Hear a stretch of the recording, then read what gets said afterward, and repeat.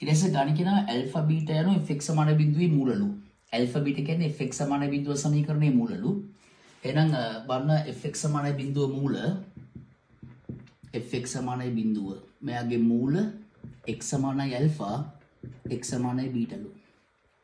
ඒ කියන්නේ x වර්ග ඍණ 2kx ඍණ k වර්ග ධන 1 සමානයි බිඳුව. මෙයාගේ මූල x සමානයි ඇල්ෆා x සමානයි බීටා. දැන් ගන්න මොකද කියන්නේ? දැන් කියනවා අයයිද r සමානයි 1/2 ඇල්ෆා s සමාන 1/2 බීටා. යයි ගනිමු. rs මූල ලෙස ඇති වර්ග සමීකරණය මෙහා බව හා මේ බව පෙන්වන්න. රයිට්. ඒ කියන්නේ මෙන්න මේ වර්ග සමීකරණය මෙන්න මේ දෙන්න මූලවන වර්ග සමීකරණය බවට පරිවර්තනය කරන්න තියෙන්නේ. එහෙනම් බීජීය පරිවර්තකය. මම මේක පන්ති ඔයගොල්ලන්ට පැය 4:00මාරක් වොන්ලා තිනවා. ඔය අදහස. හරි? අර බලන්න බීජීය පරිවර්තකයක්. දැන් මේ මෙන්න මේ මූලය ඇල්ෆාගෙන් විතරයි මෙයාගෙන් විතරයි. මේ මූලය මෙන්න මේ මූලය මෙයාගෙන් විතරයි. එහෙනම් බීජීය පරිවර්තකයක් ගන්න පුළුවන් අපිට. බලන්න x සමානයි ඇල්ෆා පිට මෙයා ඉන්න ඕනේ. x සමානයි බීටා පිට මෙයා ඉන්න. මම ගන්නවා y සමානයි 1/2x නම් පදයන බීජීය පරිවර්තකය. x සමානයි ඇල්ෆා විට y සමානයි 1/2 ඇල්ෆාද x සමානයි බීටා විට y සමානයි 1/2 බීටාද වෙයි. එහෙනම් අපිට අවශ්‍ය මූල මෙයාගෙන් එනවා බං. එහෙනම් අපි මෙයාගෙන් මේ අංක 1 කියලා ගමු. හරි? අය මෙයාගෙන් x උක්ත කරනවා. බෙදීම් වැඩි කිරීම බෙදු කරන x සමානයි 1/2y. අංක 1 ආදේශයෙන් බීජීය පරිවර්තකය පාවිච්චි කරලා වර්ග සමීකරණයක් වෙනත් මූල තියෙන වර්ග සමීකරණයක් බවට පරිවර්තනය කිරීම ඊට ඉහළ මට්ටමේ වන්නලා තියෙනවා. හරි?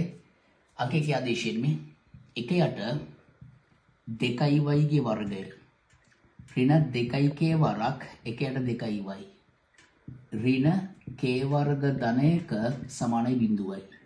මෙයාගේ මූල x කියන්නේ 1/2y සමානයි ඇල්ෆා, 1/2y සමානයි බීටා. දැන් මේකෙන් එනවා 1/4y වර්ග ඍණ k වෙදීම y ඍණ k වර්ග ධන 1 සමානයි බිඳුව. මෙයාගේ මූල බෙදීම් වැඩි කිරීම 1/2 ඇල්ෆා සමානයි y, 1/2 බීටා සමානයි y වෙනවා. හරි? දැන් පැහැදිලි දෙපැත්තම වැඩි කරොත් 4y වර්ගෙන් 1 ඍණ 4ky ඍණ k වර්ග ධන 1යි වරක් 4y වර්ග සමානයි බිඳුවයි. මෙයාගේ මූල y සමානයි 1/2 ඇල්ෆා, y සමානයි 1/2 බීටා. දැන් පැහැදිලි වෙලියමු ඍණ 4යි වරක් k වර්ග ධන 1යි y වර්ග ඍණ 4යි ky ධන 1 සමානයි බිඳුවයි. මෙයාගේ මූල y සමානයි 1/2 ඇල්ෆා, y සමානයි 1/2 බීටා. දෙපැත්තම ඍණෙන් වැඩි කරමු. 4 වරක් k වර්ග ධන 1යි y වර්ග ධන 4යි ky ඍණ 1 සමානයි බිඳුවයි. මෙයාගේ මූල y සමානයි 1/2 ඇල්ෆා, y සමානයි 1/2 බීටා. දැන් බලන්න සහෝදරවරු මාර ලස්සනයි ඈ. දැන් බලන්න අපි මේක හොඳ පැහැදිලි කිරීම කරලා තියෙනවා පැය 4:00මාරක් මම මේ ගැන සම්බන්ධ පැහැදිලි කරලා දෙනවා පොඩ්ඩක් තියරි පන්ති වලදී. හරිද? එතකොට අපි දන්නවා වර්ග සමීකරණයක මූල මෙයා සහ මෙයානේ ඒක රඳාපවතින්නේ විචල්්‍ය කවුද කියන එක මත. මේ විචල්්‍ය අපිට ඕනෙක් කෙනෙක් දාන්න පුළුවන්. අපි y උන්ට x දාමු. මම කියනවා එම නිසා 4 වරක් k වර්ග ධන 1යි x වර්ගය ධන 4යි kx ඍණ 1 සමානයි බිඳුවේ මූල x සමානයි 1/2 ඇල්ෆා, x සමානයි 1/2 බීටා. ඔන්න ඊළඟ උත්තරේ. හරි? දැන් බලන්න ගානේ අයි පල්ලිකන් දෙකම ගත්ත දැන්. මේ බව හරිනේ? හරිනේ දෙක උත්තරේ හරිනේ? මේ බව ඊට පස්සේ මෙයා සමානයි මේ බව පෙන්වන්න. දැන් බලන්න දැන් මෙතන වර්ග සමීකරණයනේ. එයාගේ මූල මෙයා සහ මෙයානේ. අපිට දැන් ගාන කියන විදිහට මෙයා r සහ s බව. දැන් අපිට ගාන කියන විදිහට මෙයා r. ගාන කියන විදිහට මෙයා r. ගාන කියන විදිහට මෙයා s. ඒ කියන්නේ මෙයාගේ මූල SR නේ. එහෙනම් මූල එකතුව සහ මූල ගුණිතය ඉතා පහසුවෙන් අපිට ලියන්න පුළුවන්. මූල එකතුව සහ මූල ගුණිතය අපිට ඉතා පහසුවෙන් ලියන්න පුළුවන්. ඒවා කෙලින්ම ප්‍රධාන සිද්ධාන්ත බව. මූල එකතුව R ධන S මේ R ධන S කියන්නේ මූල එකතුව කියන්නේ x පදයේ සංගුණකයේ ඍණාගය බෙදීම වර්ග පදයේ සංගුණකය. මෙයාට මෙයා කැපෙනවා r ධන s සමානයි ඍණ k බෙදීම k වර්ග ධන 1යි. ඊට පස්සේ මුල ගුණිතය බා r s සමාන නියත පදය බෙදීම වර්ග පදයේ සංගුණකය. ඔහොම නෙන්නේ. මම මේ අංක 3 සහ අංක 4 කියලා ගන්නම්. කලින් ගත්ත අංක නම් මට මතක නැති හින්දා ඒ විදිහට ගන්නවා. දැන් ගාන කියන්නේ මූල වෙනස බං. මේ මූල වෙනසේ මාපාංකිකුත් සාමාන්‍ය නිර්මාණයට ප්‍රධාන අත්දැකීමක් කරා කොහොමද දන්නවනේ තාත්වික සංඛ්‍යාවක වර්ගයේ වර්ගමූලෙට තාත්වික සංඛ්‍යාව මාපාංකකය. දැන් බලන්න මට ඕනේ r ඍණ s වලගේ. එයාගේ මාපාංකිකුත් තියෙනවා නම් අපි r ඍණ s ගේ වර්ගය සලකමු. r ඍණ s ගේ වර්ගය සලකමු. ඔන්න බලන්න හරි r ඍණ s ගේ වර්ගය. r ඍණ s ගේ වර්ගය සමානයි r වර්ග ඍණ 2rs ධන s වර්ගය. ඒ කියන්නේ r ඍණ s ගේ වර්ගය සමාන වෙනවා r වර්ග ධන s වර්ග ඍණ 2rs. බලන්න r ඍණ s ගේ වර්ගය සමාන වෙනවා පූර්ණ වර්ග ධන පූර්ණ වර්ග කියන්නේ මම පන්ති පටන් ගන්න දවසේ කරන්නේ මේවා. මෙයා ඍණ 2rs ඍණ 2rs. ඒ කියන්නේ r ඍණ s ගේ වර්ගය සමාන වෙනවා r ධන s ගේ වර්ග ඍණ 4rs ට. දැන් මෙතෙන්ට අංක 3ෙන් ආදේශ කරමු. මෙතෙන්ට අංක 4ෙන් ආදේශ කරමු. බලමු මොකද වෙන්නේ කියලා. දැන් එනවා r ඍණ s ගේ වර්ගය බලන්න r ඍණ s ගේ වර්ගය සමානයි. මෙයා සමානයි r ධන s කියලා කියන්නේ මෙයානේ මෙයාගේ වර්ගය වුණාම ඍණ k වර්ග වුණාම k වර්ග. බෙදීම k වර්ග ධන 1 වර්ගය. ඍණ 4 වරක් rs කියලා කියන්නේ බං ඍණ 1යට මරුනේ බං ගන්න. අය වර්ග සමීකරණ වල හැම මගුලම දීලා තියෙනවා පේපර් එකේ ගාන විදියට. වර්ග සමීකරණ වල හැම මගුලම දීලා තියෙනවා. rs කියලා කියන්නේ ඍණ 1යට 4 වරක් k වර්ග ධන 1යි. ඒ කියන්නේ බං මෙයා k වර්ග බෙදීම k වර්ග ධන 1 වර්ගය ධන 1යට k වර්ග ධන 1. දැන් පොදු හරය ගත්තොත් මෙයාගේ වර්ගයෙන් මම ලබය හරියද අපිට k ධන 1 k වර්ග ධන 1 වැඩි කරන්න බෑ. පොදු හරය වෙන්නේ k වර්ග ධන 1. එයාගේ වර්ගය. ලබය නම k වර්ග ධන k වර්ග ධන 1ක්. ඒ කියන්නේ r ඍණ s කියන එක්කෙනාගේ වර්ගය සමාන වෙනවා. බලන්න කට්ටිය පට්ට ලස්සනයි r ඍණ s ගේ වර්ගය සමාන වෙනවා 2k වර්ග ධන 1 බෙදීම k වර්ග ධන 1 වර්ගය. අපි දෙපැත්තෙන් වර්ගමූලය ගමු. අපිට උන r ඍණ s නේ. අර බලන්න වර්ගමූල r ඍණ s ගේ වර්ගය සමානයි වර්ගමූල 2k වර්ග ධන 1 බෙදීම k වර්ග ධන 1 වර්ගය. අපි දන්නවා r සහ s කියන්නේ තාත්වික ප්‍රවිණ මූලනේ බං. ඒතර rs කියන්නේ තාත්වික සංඛ්‍යා. ඒතර rs කියන්නේ තාත්වික සංඛ්‍යා. හරිද? r සහ s කියන්නේ තාත්වික සංඛ්‍යා. ඔන්න බලන්න. දැන් මෙහෙම කියන්න ඕනේ මේ r, s අයත් වෙනවා තාත්වික සංඛ්‍යා කුලකයට. ඒක හින්දා r ඍණ s කියන්නේ තාත්වික සංඛ්‍යාවක්. අපි දන්නේ r ඍණ s කෙනෙක් කෙනා විශාලයි හෝ කුඩයි බිඳුව වෙන්න පුළුවන්. ඒක මම තරංග කරන වෙනත් එකක්. තාත්වික සංඛ්‍යාවක වර්ගයේ වර්ගමූලය කියන්නේ තාත්වික සංඛ්‍යාවේ මාපාංකය. මේ මාපාංක r ඍණ s මේ තාත්වික සංඛ්‍යාවක වර්ගයේ වර්ගමූලය කියන්නේ තාත්වික සංඛ්‍යාවේ මාපාංකය. ලවයට හරියට වෙන වෙනම වර්ගමූලය දෙමු. හරි. එතන ලවය වර්ගමූල 2k වර්ග ධන 1යි බෙදීම වර්ගමූල k වර්ග ධන 1 වර්ගය. මාපාංකාරිනේ සමාන වෙනවා වර්ගමූල 2k වර්ග ධන 1 බෙදීම මේ තාත්වික සංඛ්‍යාවක වර්ග තාත්වික සංඛ්‍යාවේ මාපාංකය.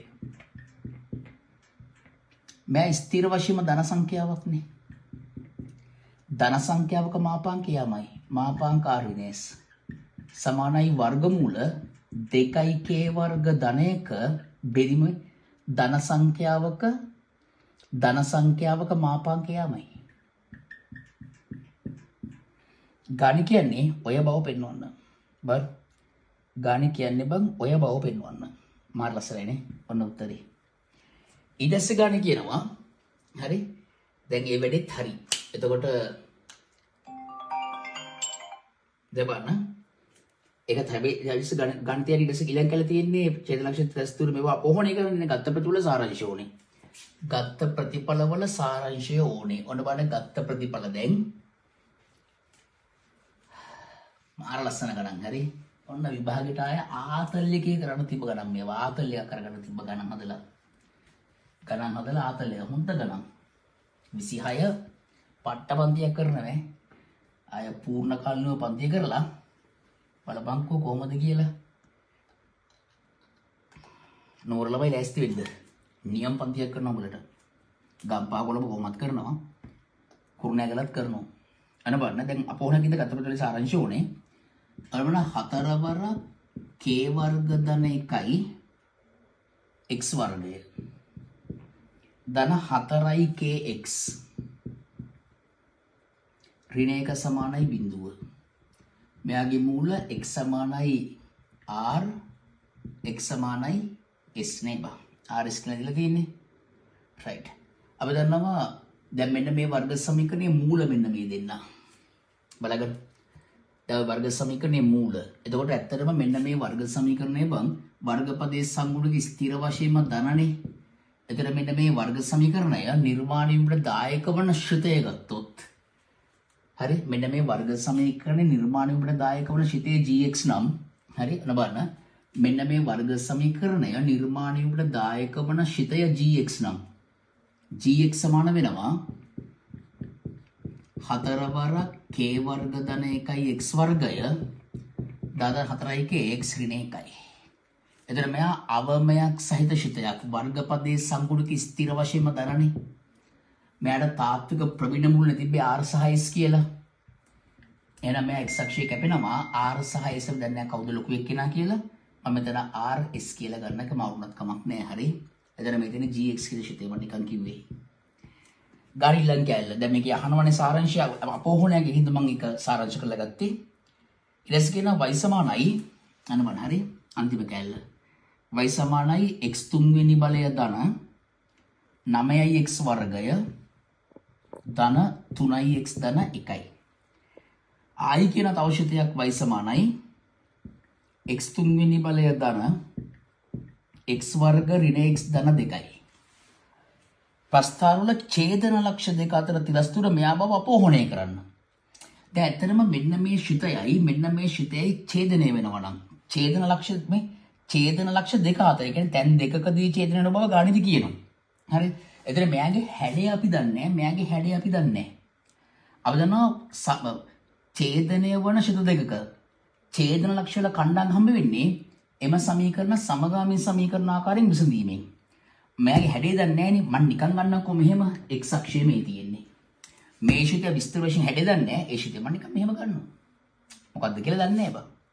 දැන් දෙකදී කැපෙනවනේ. අනිත් එක්කෙනා මම මෙහෙම ගන්නවා. ඕන මගුලක් කියලා ගන්නවා ඉතින්. ඕන මගුලක් වචනේ කට්ටියට පැහැදිලි දෙන්නේ මම තියරි පන්ති මගේ ආපු කට්ටියගේ. දැන් මේ අනිත් එක්කෙනා මම කොහොම ගන්නවා. දන්නේ මොකද්ද කියලා. මේ තියෙන්නේ ඡේදන ලක්ෂව.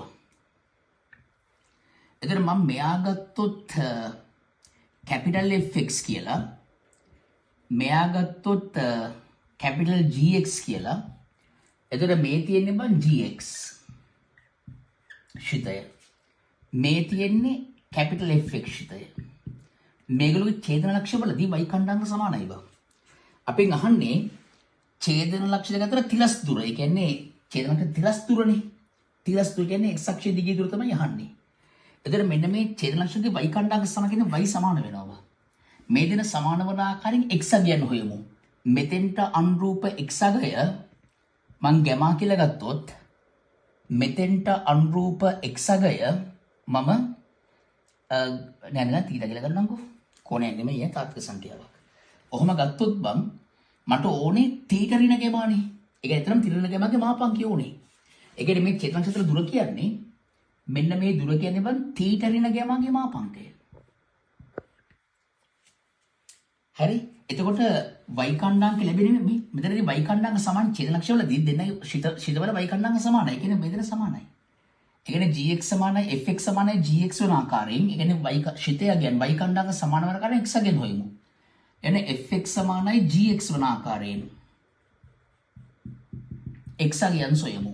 ඒ කියන්නේ මෙයාට සමානයි බං. ඒ කියන්නේ x තුන්වෙනි බලය ධන 9x වර්ගය ධන 3x ධන 1 සමාන වෙනවා බං. තුන්වෙනි බලය ධන x වර්ග ඍණ x ධන 2 වන ආකාරයෙන්. මෙයා මෙහෙට දාන්න මෙයාට මෙයා කැපෙනවා.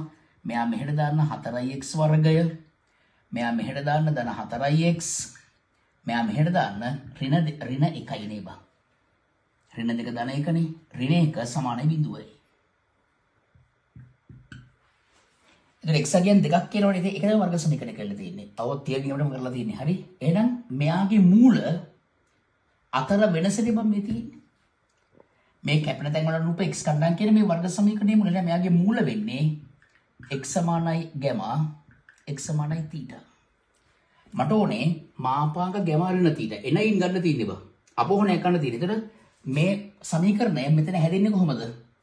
මේ සමීකරණය මෙතන හැදෙන්නේ බලන්න කොහොමද කියලා. k සමාන 1 විට. මෙතන 8යි. මෙයා 8යි.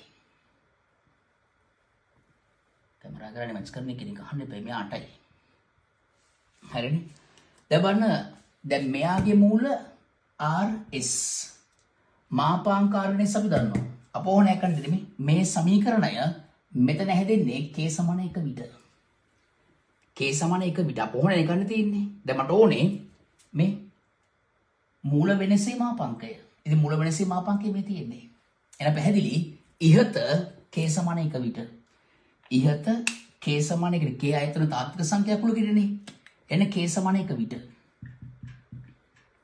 k සමාන 1 විට මේක ආදේශ කරනකො 2යිනේ 8x වර්ගය ධන 4x මෙයා මෙතන ඔබ ඍණ 1 සමානයි බිඳුවයි. මෙයාගේ මූල තමයි x සමානයි r x සමානයි s වෙන්නේ. අපි දන්නා මාපාංක r ඍණ s සමාන වෙනවා k සමාන 1 විට මේ එක ආදේශ කරන්නකො. 1 වර්ගයේ 1යි නේ බං. 1 වරක් 2 2 1 3 මූල 3යි. බෙදීම 1 වත් 2යි බං. එතකොට මේ සමීකරණයමයි මේ තියෙන්නේ. එහෙනම් r එම නිසා මාපාංක තීටා ඍණ ගැමා සමාන වෙනවා මේකමනේ බං මූල 3 බෙදීම 2යි. ගණ කියන්නේ බව පෙන්වන්න. මේ තියරි බොහොම ලස්සනට තේරුම් ගන්න ඕනේ බං. ඔහොම ඉදිරිපත් කරා නම් පේවර බලන කෙනා අමන්නා දන්නේ පොතම සිත් වචනේ අන්න ඒකටපත් වෙලා මම ලකුණු ටික දෙනවා. මේ ඉදිරිපත් කිරීම කරන්න හරියට ලස්සන ගානක් ඉතුරු ගණන් හදුමු අපි ඊළඟ තියරි පන්තිවල සහ රිවිෂන් අලුතෙන් පටන් ගන්න පන්තිවල. එන අපි ගියා.